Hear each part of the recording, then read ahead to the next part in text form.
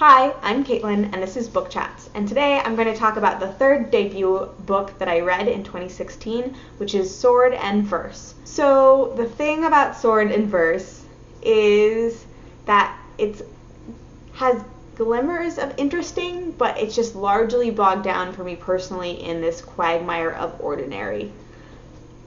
That's your sell it line. So the start of this book is very slow and time is passing, but there's no real sense of urgency for the reader. And I felt like that was a big problem with the book, is that there was never a real sense of urgency or stakes to this book. So it's interesting because several years develop and pass, and there's a romance that develops that feels kind of sudden to the reader, but does technically develop over time.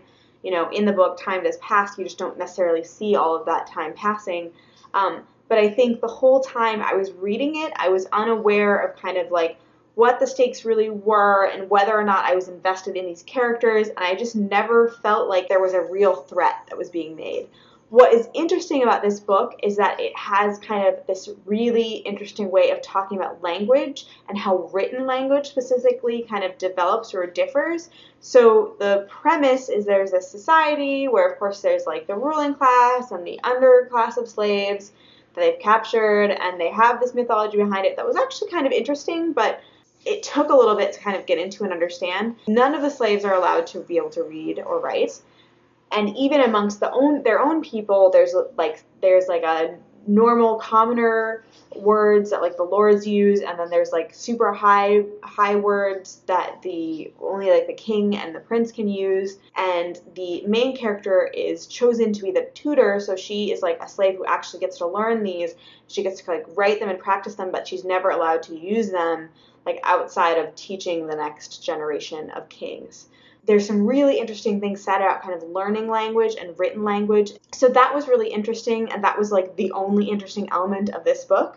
But the rest of it was just really blah. There were no real stakes. There was no real sense of urgency to the reader.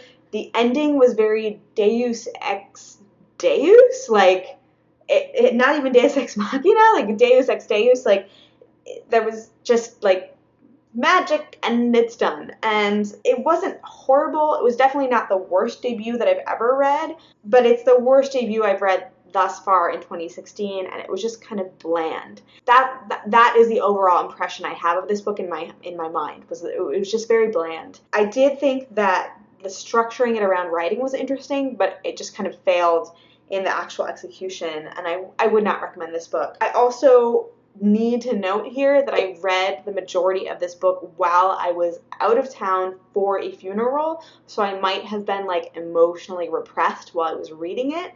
So heads up, maybe you, if you were in a different state than I was, would have more connection to the readers and feel more of a sense of urgency. But, I read another book right away afterwards that I had much more connection to, so I'm not sure if that was really the problem. Let me know. I know some of you have read this book, so let me know down below what you thought of it.